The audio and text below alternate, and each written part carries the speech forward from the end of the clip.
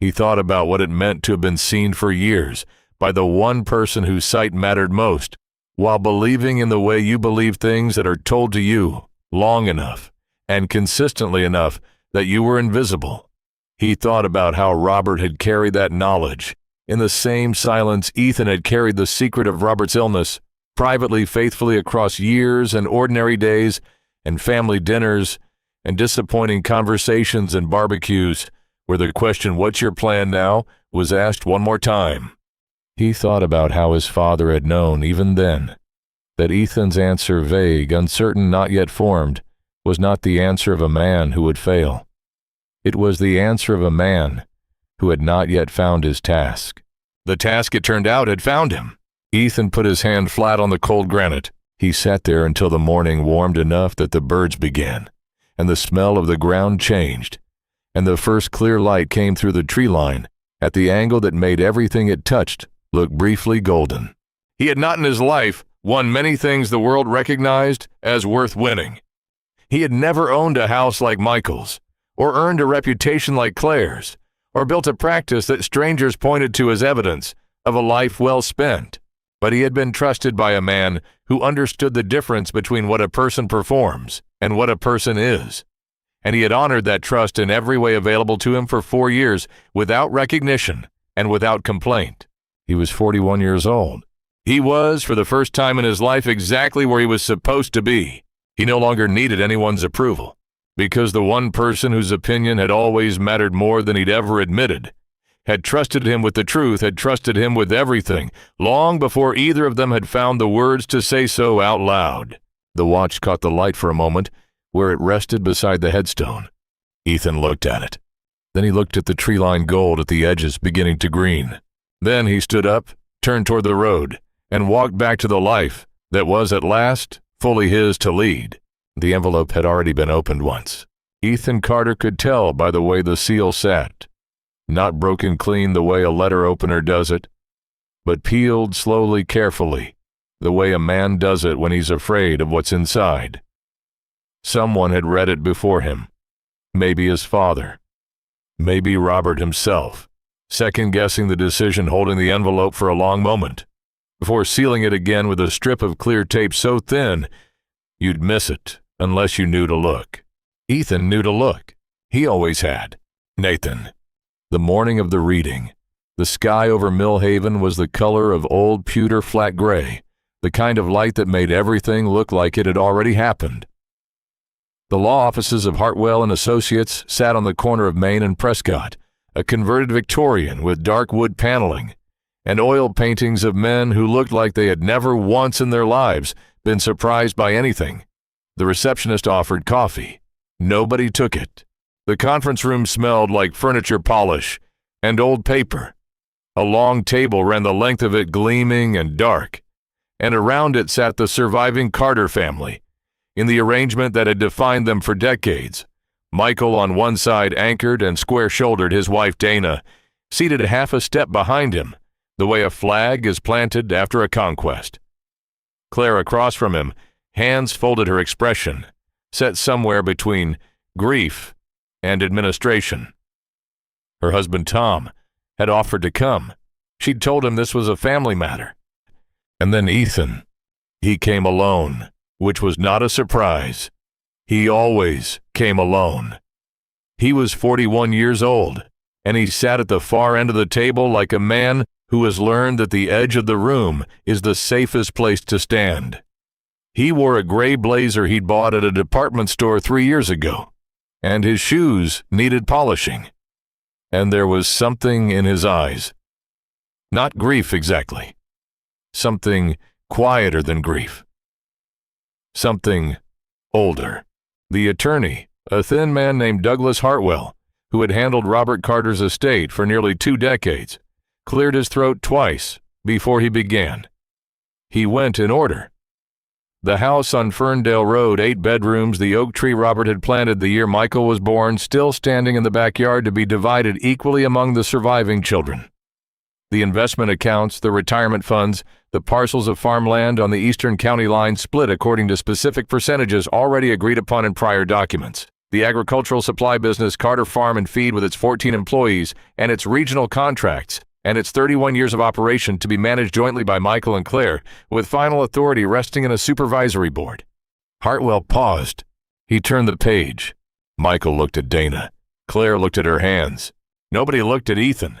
And to my son, Ethan Carter.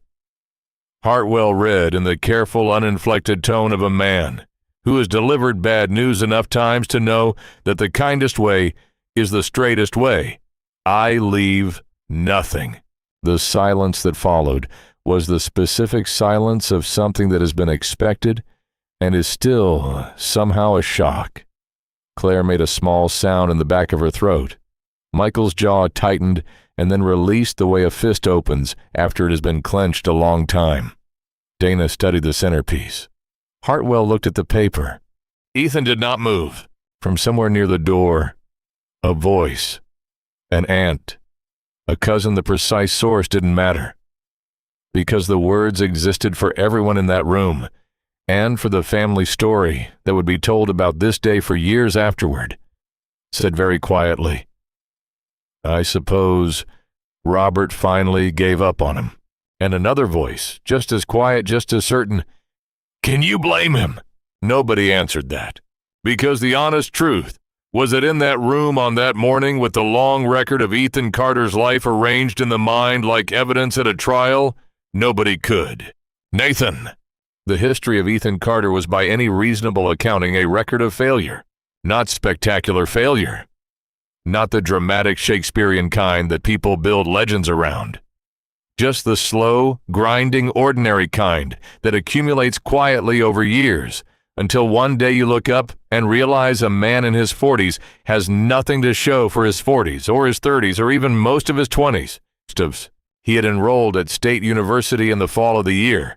After he graduated high school, declared a major in business administration, made it through 2 semesters and the beginning of a third before he stopped going to his Tuesday and Thursday lectures, and never quite explained why. He said when pressed that he wasn't sure what he was working toward.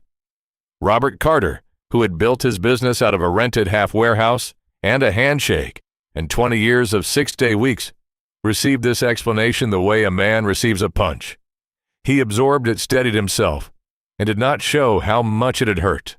There were businesses after that, a landscaping operation that had some early customers and then didn't, a partnership with a college friend involving specialty food products that collapsed before it found a market, an attempt at commercial real estate consulting that lasted longer than either of the others, but never made money in any meaningful way.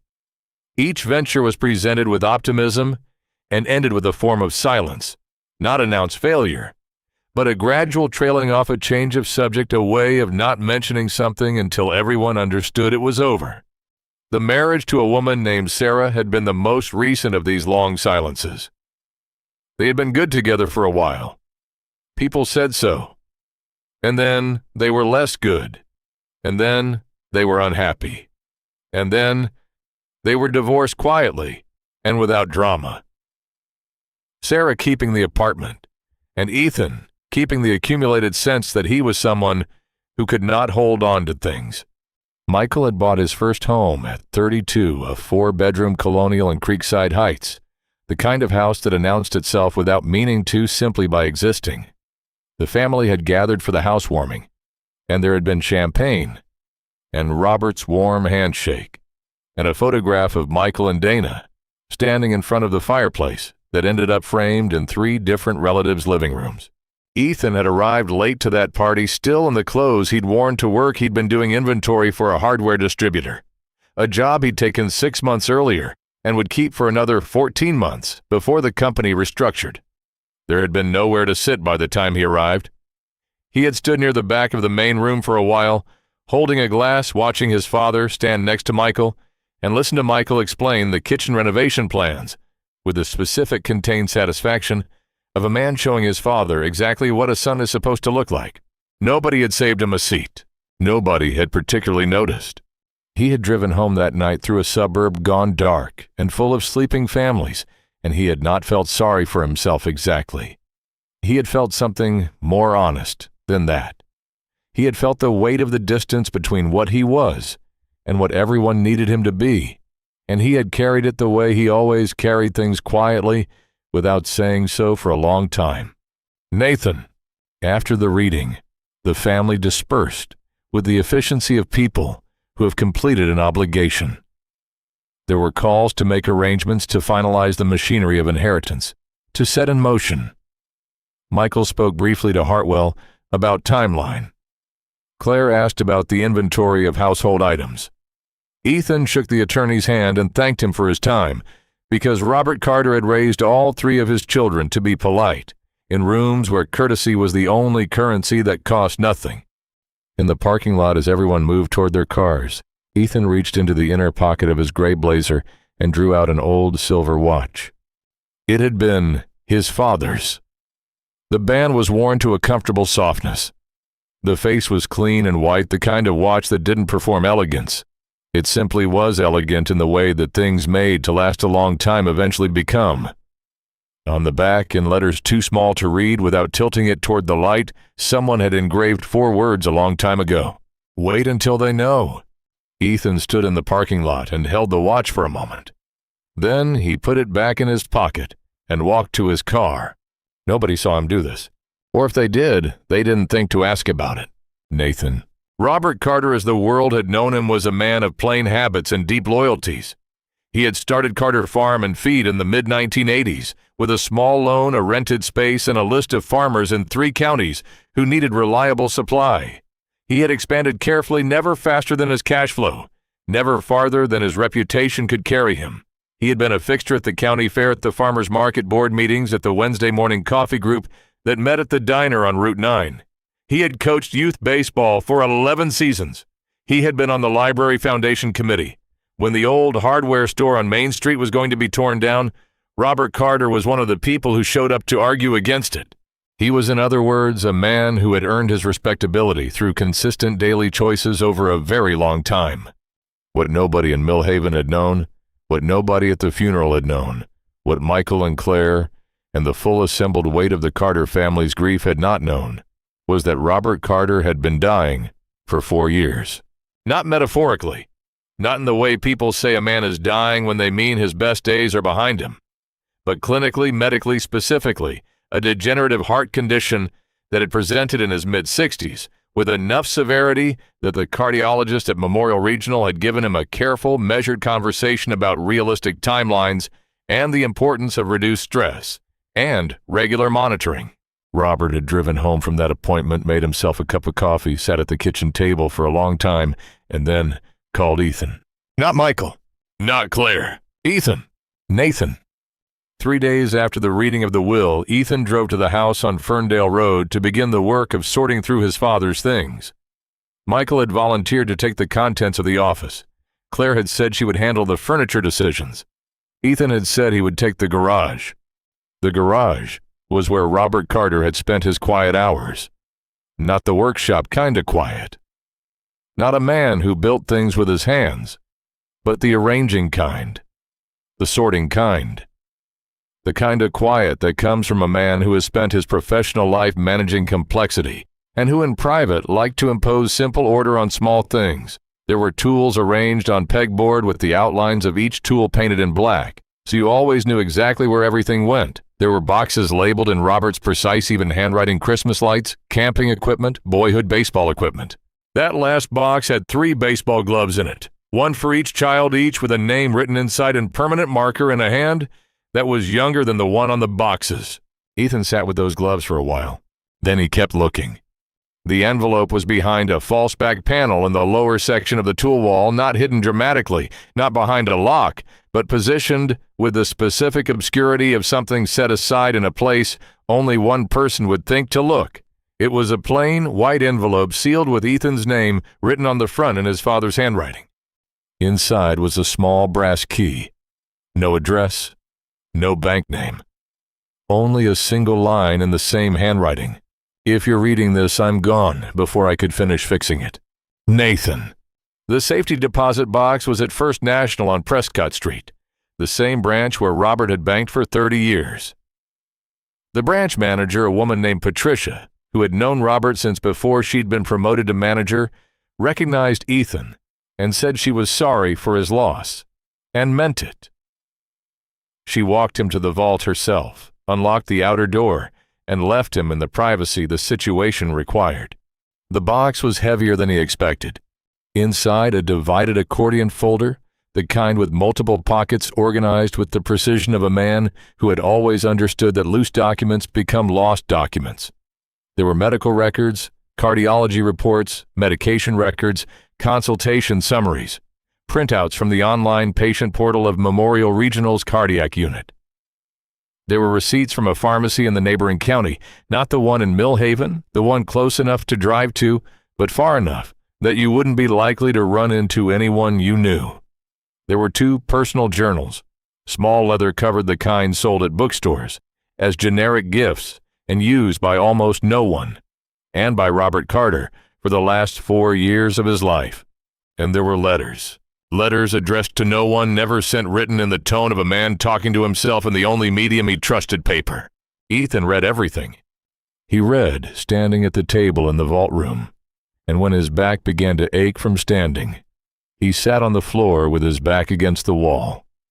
The way he'd sat in hospital waiting rooms for 4 years, in the molded plastic chairs of Memorial Regional's cardiac wing, in the vinyl-upholstered quiet of 3 different specialist offices, in the hard wooden chair outside the door of room 214 at 2 in the morning, when Robert's oxygen levels had dipped and the night staff had asked Ethan to wait outside while they sorted it.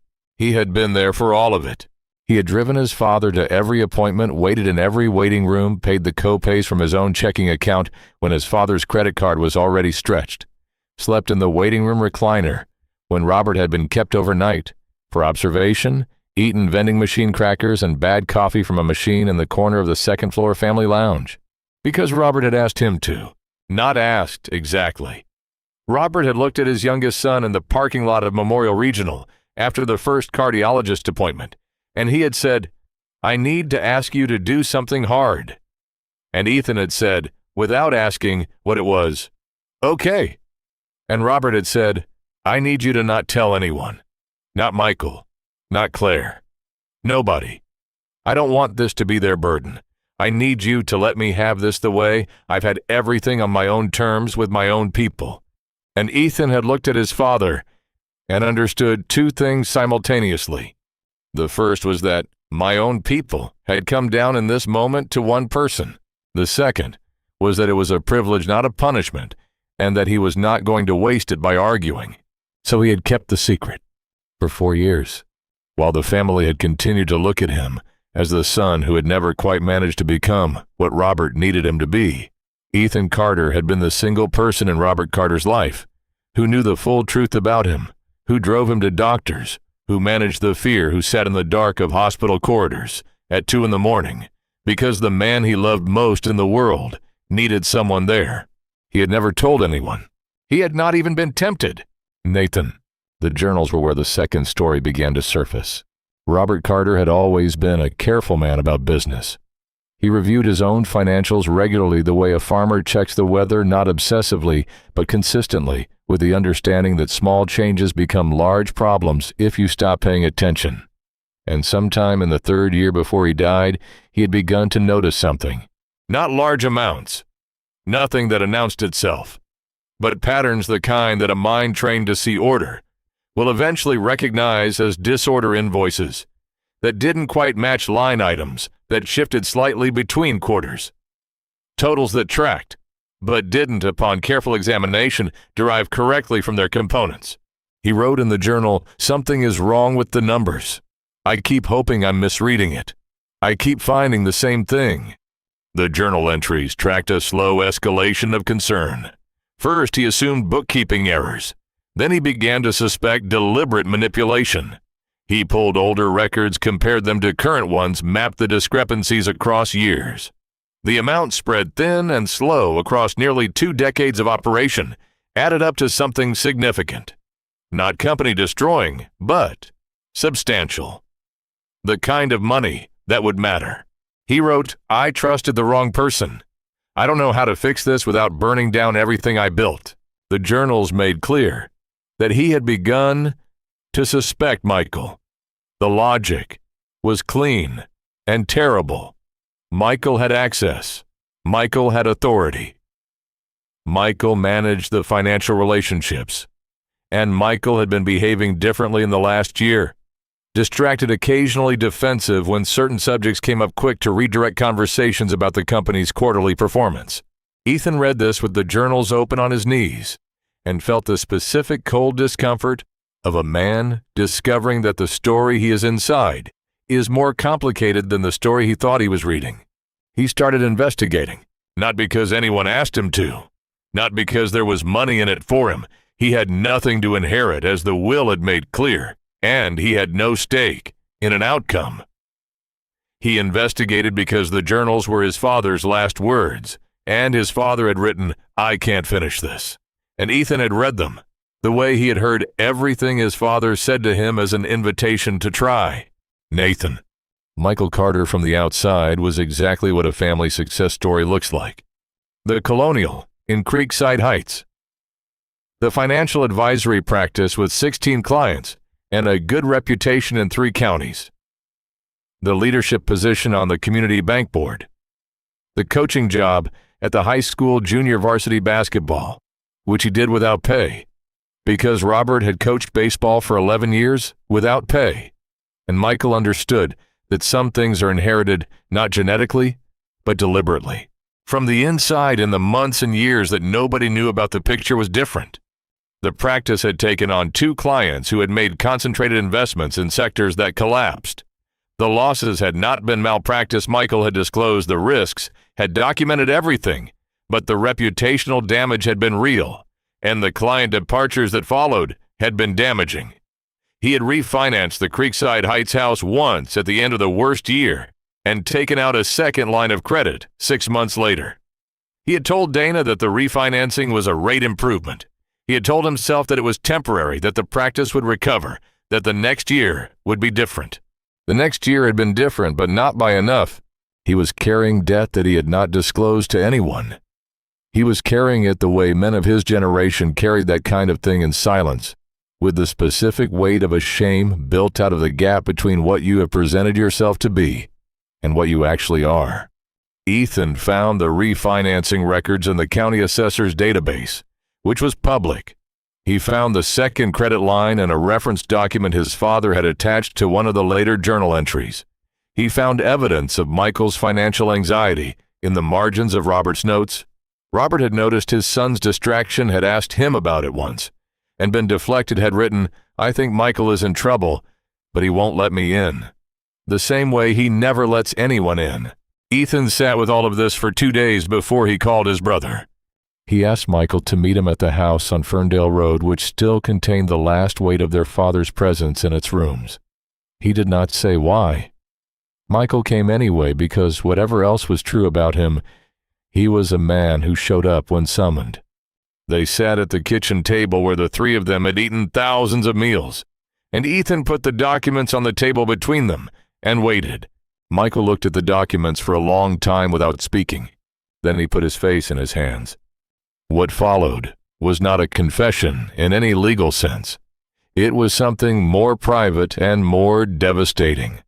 A 47-year-old man still performing the role of the reliable one, the successful one, the son Robert had been proud of, finally running out of the energy that performance requires. The tears were real. The anger that came with them was real, not at Ethan, but at the situation, at his own pride, at the years of maintaining a face that had cost more than he'd understood when he started maintaining it. He had not stolen from the company. He said this clearly, and Ethan believed him. And not only because of the specific kind of brokenness in his voice when he said it, but because the numbers, when Ethan examined them carefully, didn't match what theft by Michael would look like. Michael's debts were his own, built from his own decisions. His secrecy was its own kind of damage, but it was a private one. He had not taken the money, which meant someone else had, Nathan. The name Samuel Green appeared in Robert's journal for the first time 7 entries before the last one. Samuel had been with Carter Farm and Feed for 22 years. He had started as an assistant bookkeeper when the company was still small enough that everyone knew everyone's name without trying. And he had grown with the company, his title evolving as his responsibilities increased, until he held the position of financial controller with quiet authority and a reputation inside the business among the suppliers, with the regional banks, as someone whose numbers you could trust. He was 63 years old. He had a wife named Carol and 2 adult children who lived in different states and called on Sundays. He had been to every company Christmas party, had given a toast at the retirement dinner, for the previous operations manager had once spent a weekend helping Robert's neighbor move after a house fire, because Robert had mentioned it in passing, and Samuel had shown up with his truck without being asked. He was not a monster. That was the part that made the truth harder, not easier. What Samuel Green had done was this beginning 21 years ago, when Carol was diagnosed with a degenerative spinal condition that required surgeries and physical therapy and medications and specialist consultations, and a long, expensive, ongoing series of interventions that private insurance covered incompletely and inadequately. He had begun to make small adjustments to the company's financial records. Not theft in the crude sense. Something more sophisticated and more sad, a systematic rerouting of tiny amounts through legitimate-looking line items, spread so thin across so many transactions that the aggregate effect was nearly invisible unless you were specifically looking for it. He had been specifically not looking at it for so long that he had stopped entirely seeing it for what it was. One bad decision made in desperation when Carol came home from her second surgery, and the bill arrived, and he had stood in the kitchen looking at the number at the bottom and understood that the number was larger than anything he had available to address it. One adjustment 1 month, then another the next month, then a pattern, then a decade, then 2 decades. Then a man who had begun as a decent person making a terrible choice had become a man who could no longer remember making the choice, who had filed it somewhere below consciousness and simply continued. Robert had found it, finally, in the last year of his life, pulling old records while he was confined to the house during a recovery period, and had nothing but time and his own precision. He had laid it out in the journal in the careful way he laid everything out. And at the end of the entry, he had written, "I don't know what to do with this. I don't know how to hold this man accountable without destroying everything I built and everything he built, too. I need more time. I need more evidence. I need someone I trust." He had not had time, but he had had Nathan. The evidence, once Ethan knew what to look for, was not difficult to find. It was everywhere. Robert's journals had pointed in archived records in the company's back systems, in discrepancies between quarterly reports and underlying transaction data, in a pattern of adjustments that mapped across 2 decades, told a story that was damning in its clarity and heartbreaking in its logic. Ethan compiled everything. He brought it first to Claire. Claire Carter was, of the 3 of them, the most organized person Ethan had ever known. She managed a household, a part-time consulting practice, and a family schedule of significant complexity with the quiet efficiency of someone who understands that most of the work that makes the world function is done by people who don't announce that they're doing it. She was not a cold person. She was a private one. She kept her own counsel, asked direct questions, and gave clear answers. When Ethan sat across from her at her kitchen table and showed her the journals, the medical records, and the financial evidence, she read everything without interrupting him. When she was finished, she sat for a long time without speaking.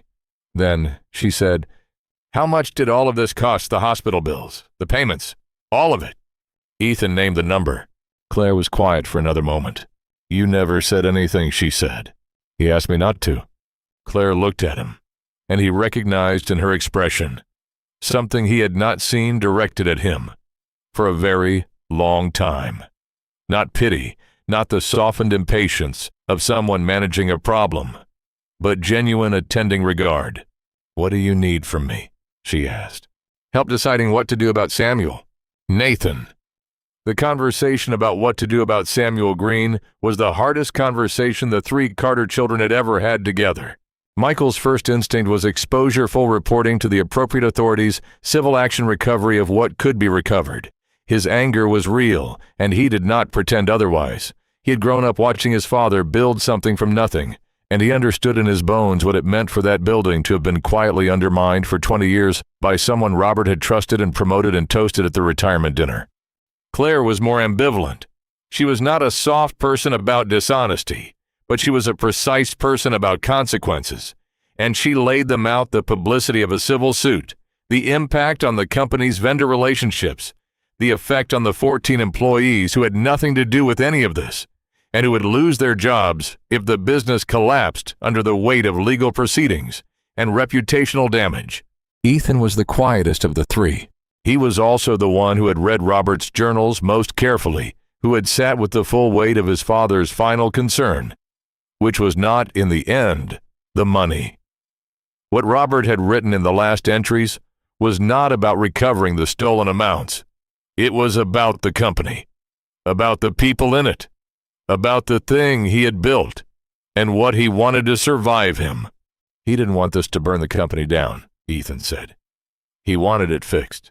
He wanted accountability without destruction. Those might be incompatible, Michael said. They might be, Ethan agreed, but I don't think they are. The investigation cost money. Real money, the kind that required retaining a forensic accounting firm, a business attorney, and a specialist in financial fraud recovery, who charged by the hour at rates that made the invoices physically uncomfortable to look at. Michael had debts of his own and could not contribute without risk. Claire had the resources, but also the children's college funds to think about. The professional advice was unanimous. This needed to be done properly, or not at all, and doing it properly would require a significant investment. Everyone hesitated. "Just let it go," Claire said one evening in October, 2 months into the process. "We sell the company, divide, what's there, move on. Dad is gone. The money is gone. Burning more money to recover it doesn't make sense." "It's not about the money," Ethan said. "Then what is it about?" He thought about the journals, about his father's handwriting getting slightly shakier in the last entries, the specific penmanship of a man writing faster because he knows his time is limited, about the question on every page underneath the surface of whatever Robert was discussing, the question that never stopped being asked: is there someone who will finish this? "It's about him," Ethan said. "He started it. I'm going to finish it." He emptied his savings account, which was not large. He liquidated his retirement account, which was also not large, but was everything he had accumulated for the future, which he was now investing in the past. He took a second job on weekends at a landscaping company, which was ironically the first business he had ever tried to start, and which he was now operating as an employee rather than an owner, which he found funny in a way that had no bitterness in it. He lived on the minimum he could manage. He did not complain. He did not announce what he was doing. Michael found out through Claire and called Ethan and said, with the specific discomfort of a man revising a long-held assessment, "You don't have to do this." "I know," Ethan said. "Why are you doing it?" Ethan thought for a moment. "Because somebody should," he said. "Nathan." Samuel Green, when Ethan finally called him, not with accusation but with evidence laid out clearly and without theatrics, did not deny it. He sat in his living room in the house he had lived in for 18 years with Carol, in the next room watching television, the specific, ordinary, domestic texture of a life that had been partially funded through 2 decades of careful, quiet theft. And he said, "I always knew Robert would find it eventually. I think I knew he knew at the end. I think I was waiting for someone to come. He was not in the end. Monstrous. He was tired.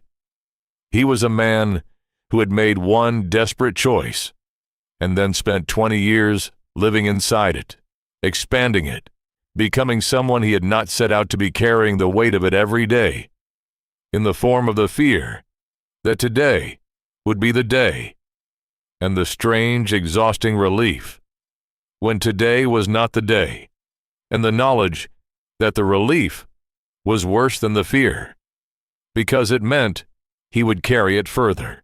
He offered to confess formally, to cooperate fully with the accounting investigation, to sign whatever documentation was required.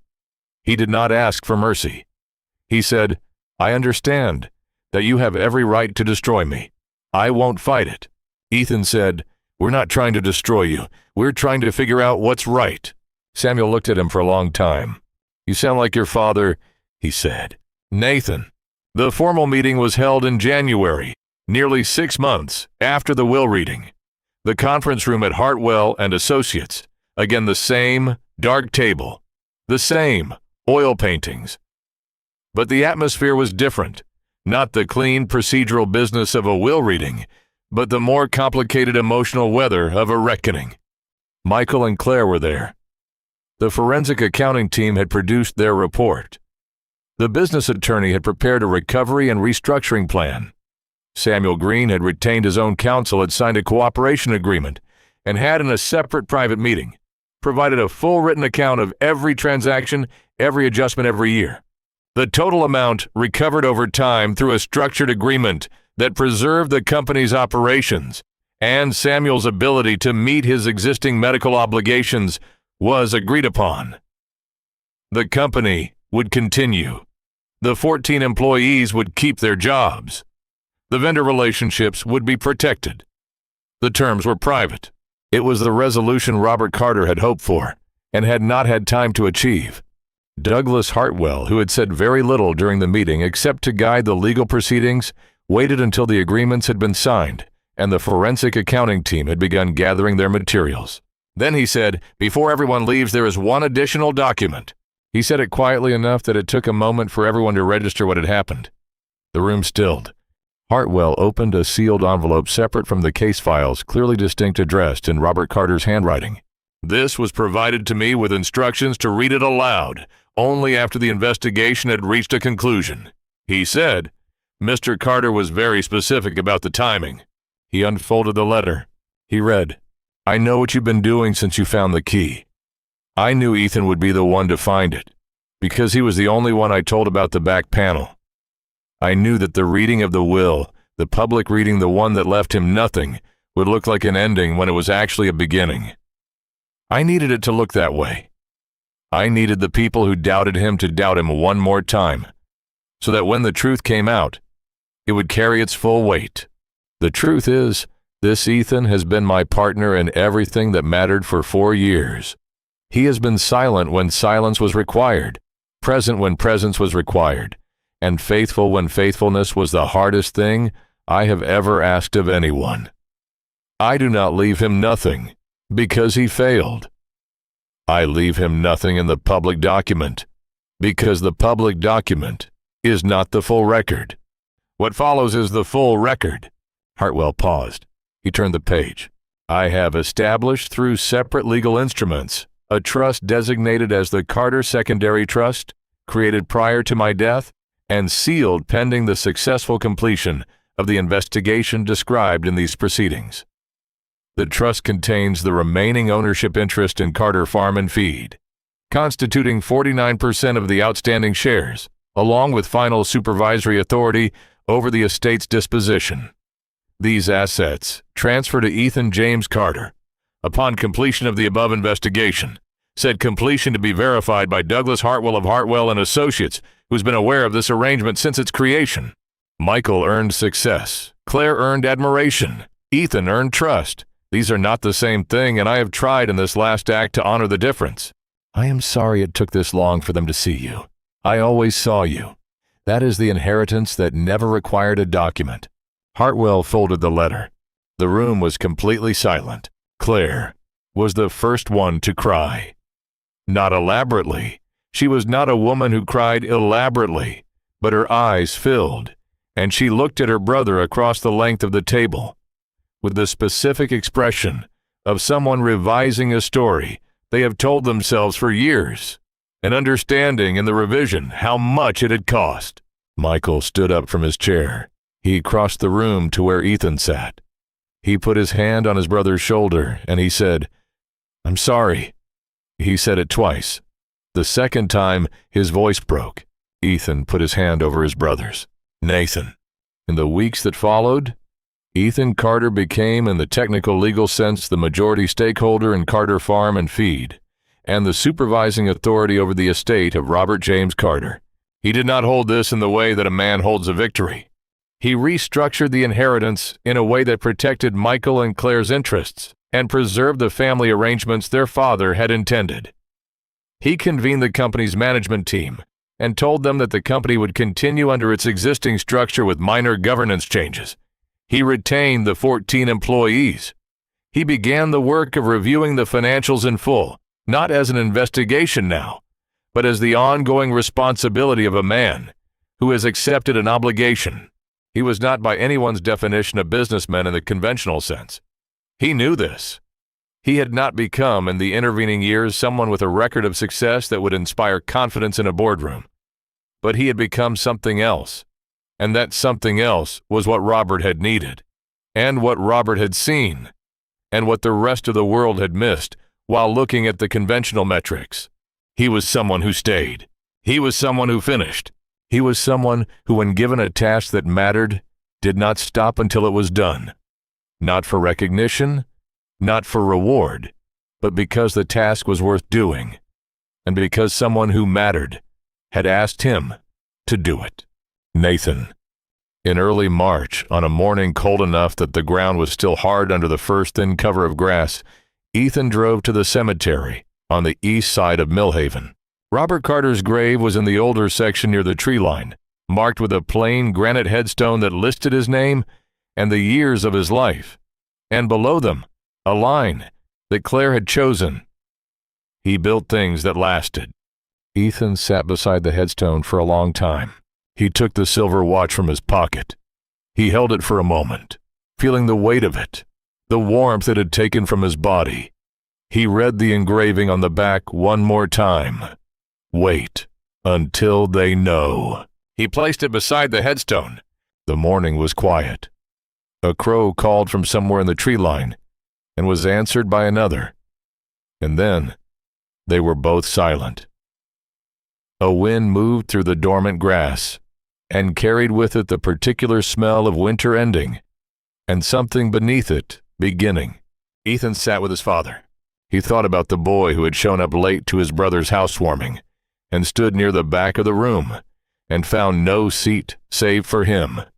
He thought about the hospital corridors, the vending machine crackers, the 2 a.m. vigils in the plastic chairs of the cardiac wing. He thought about all the years he had carried the weight of being the son nobody trusted had carried it, not because it was true, but because he had not had the words or the evidence to say otherwise, and had understood eventually that you don't always get to be understood in the moment, that sometimes understanding is a thing that happens after, and that after requires someone to still be standing when it comes. He thought about his father. He thought about the word trust, what it means, how you earn it, how different it is from approval and admiration, and the public performance of success. Approval is given for what you present. Trust is given for what you are, when nobody is watching. It is a harder thing to earn and a deeper thing to lose, and in the end, the only thing that survives the loss of everything else. He thought about the last line of the letter. I always saw you. He did not cry right away.